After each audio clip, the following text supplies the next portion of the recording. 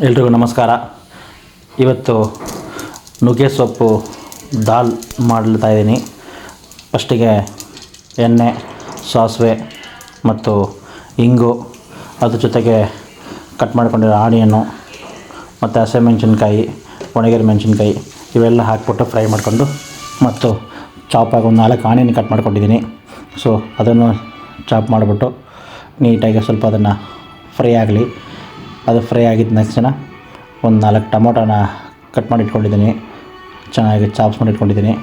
So ಒಂದು ಸ್ವಲ್ಪ onion brownish ಬಂದಮೇಲೆ ಆ ಟೊಮೊಟೊನ ಹಾಕಬೇಕು. ಇನ್ನೂ ಸ್ವಲ್ಪ ಬ್ರೌನ್ ಬರ್ತಾ ಇಲ್ಲ. ಸೊ ಅದಕ್ಕೆ ಮುಂಚೆ ಒಂದು ಸ್ವಲ್ಪ ಅರಶಿನ ಪುಡಿ ಹಾಕ್ಕೊಂಡಿದ್ದೀನಿ.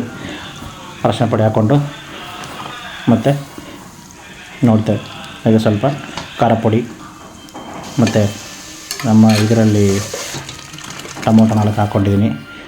ಟೊಮೊಟೊ ಹಾಕಿದ ತಕ್ಷಣ ಸ್ವಲ್ಪ ಟೊಮೊಟೊ ಎಲ್ಲ ಬೆಂದಿದ ಮೇಲೆ ಇದು ಬೇಳೆ ಬೇಯಿಸ್ಕೊಂಡಿದ್ದೀನಿ ಮತ್ತು ಅದರದ್ದೇ ನುಗ್ಗೆ ಸೊಪ್ಪು ಬೇಯಿಸ್ಕೊಂಡಿದ್ದೀನಿ.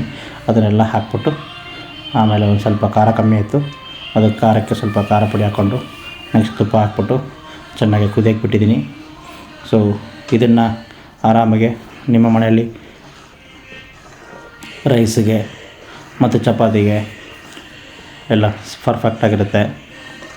ನುಗ್ಗೆ ಸೊಪ್ಪಲ್ಲಿ ಮಾಡಿದ್ದಂದರೆ ನಿಮ್ಮ ಹೆಲ್ತ್ಗೆ ತುಂಬ ಯೂಸ್ಫುಲ್ ಆಗುತ್ತೆ. ಸುಮಾರು ಎಲ್ಲ ಥರ ಶಕ್ತಿನೂ ನಮ್ಮ ಸಿಗುತ್ತೆ. ದಯವಿಟ್ಟು ಇದನ್ನು ಮಾಡ್ಕೊಳ್ಳಿ, ತಿನ್ಕೊಳ್ಳಿ, ಎಂಜಾಯ್ ಮಾಡಿ. ಥ್ಯಾಂಕ್ ಯು, ಧನ್ಯವಾದ. ಮತ್ತು ಇನ್ನೊಂದು ವಿಡಿಯೋದಲ್ಲಿ ನೋಡೋಣ.